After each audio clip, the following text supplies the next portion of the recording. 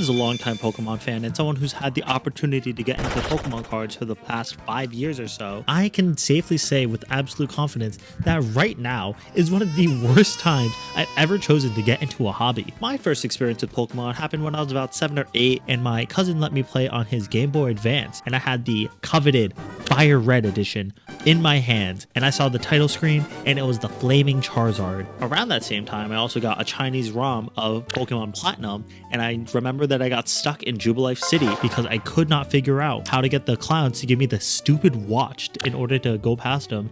And I had a Torterra before the first gym. And even then, trying to read Chinese when I clearly did not read Chinese was still way easier to understand than what's happening in the Pokemon card collecting space right now. And I can easily boil my frustration down to a couple key points. There's no product, the community is completely segmented, and people are constantly trying to convince you that it's a serious investment and that they should be taken seriously. I wonder how my audio sounds. This is when I'm just doing this. This is I shouldn't have shown that. That was kind of graphic. 1. Pricing. Very simple concept. I don't want to spend $200 for something that should be $160, but I can't buy anything for $160 because the $160 doesn't exist anymore, and all that's left is $200. Why is everything at market?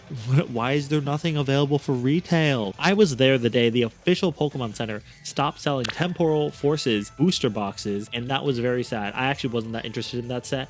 But now that I see that online it's selling for $200 just a few days later, now I'm thinking, dang, I missed out, even though I have no interest in most of that box. I bought a pack of Paldea Evolved for $10 because I wasn't paying attention, and now thinking in retrospect, I got absolutely robbed. The supply and demand graph for this product makes no sense. There's just so much demand and no supply at all. And what makes it worse is that all the supply is being bought up by scalpers and other investors that are constantly trying to justify their buying of Pokemon products by saying, look how high the graph is going. The only reason the graph is so high is because you own all of it. That's like saying if Sony bought every single Nintendo Switch, people would be like, dang, Nintendo Switches are hard to find. But even if there's so much demand, Pokemon cards are an elastic product. When the prices are high, demand should lower because people don't want to pay high prices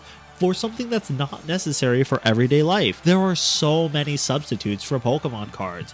We have One Piece TCG, anime products, manga, video games, porn, I don't know, just anything other than Pokemon cards. Yet somehow people are still buying it up. Who is doing that? At the end of the day, I blame stores, because even if the market is willing to pay 50% more for a product, the stores are still the ones selling it for 50% more than they should be. I'm not even convinced people are buying it at that price. I kind of just think it's investors, still in air quotes, constantly buying back and forth from each other, trying to drive the prices up even more. Maybe I'm just surrounding myself with people that aren't beyond help, but I don't know a single person that's willing to pay $60 for 6 packs of 151 because that's absurd. 2. People.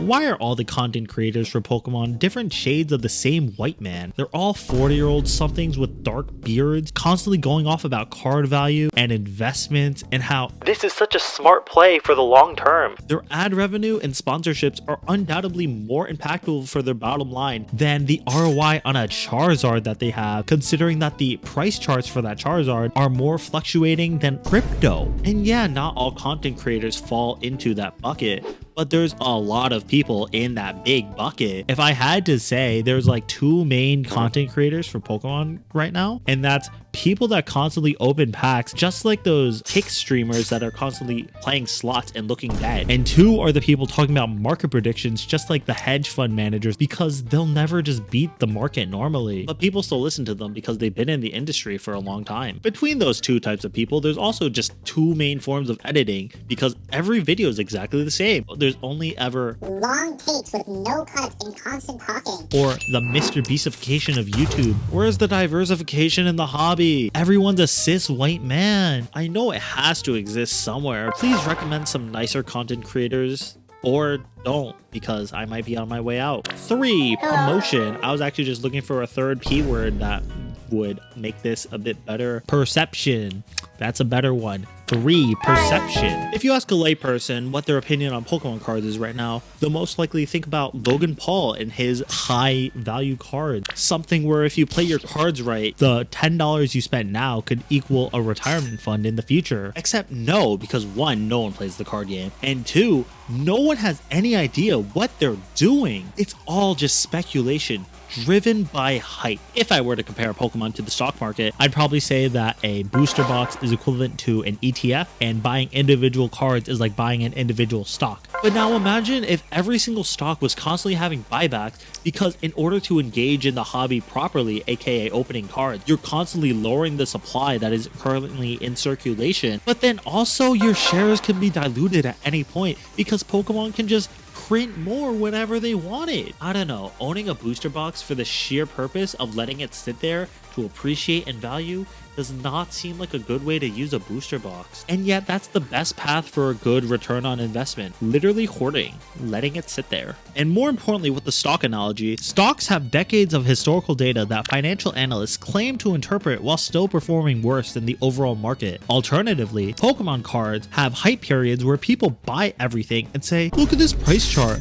I did a good decision. There's not enough supply for anything to be statistically significant. It reminds me of a crypto pump and dump. I wish all the Pokemon investors would go into crypto. Whatnot reminds me of Coinbase anyways, actually. There was one content creator who was constantly talking about how the problem with Pokemon cards lies solely at the fault of Pokemon for not printing enough. And then he backtracked so hard when it was revealed that one of Pokemon's main distributors were holding back just so that they can sell at market. We need to blame Pokemon. It's all their fault. The supply chain was doing just fine until recently when all these new people were starting to get interested. It just made me question if anyone knew anything at all. This was someone who ran an online store whose livelihood depended on Pokemon cards being sold, and yet he was still just blowing up our asses. I'm saying it as it is.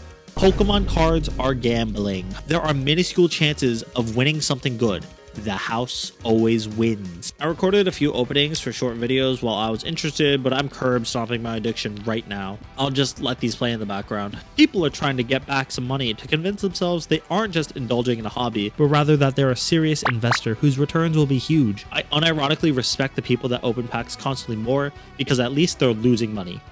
Maybe. So now I'm buying exclusively Japanese singles because of the art, and they're cheaper and they're better quality. Opening packs feels wasteful to me because I just see all the aluminum wrapping afterwards and I feel like a terrible person. If I find loose cards I want for my personal collection, I'll pick it up if I want to, but only because I like the art and not because I think that it'll be something good for the future. But also card stores have been scamming me for selling beyond market price. And yeah, brick and mortar stores are more expensive than online, but like I paid like double.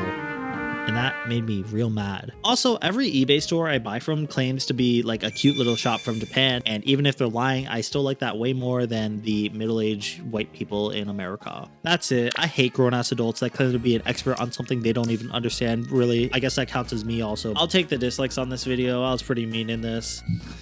I still think this is really funny. I can just do this and it doubles as like a pop guard. Bye.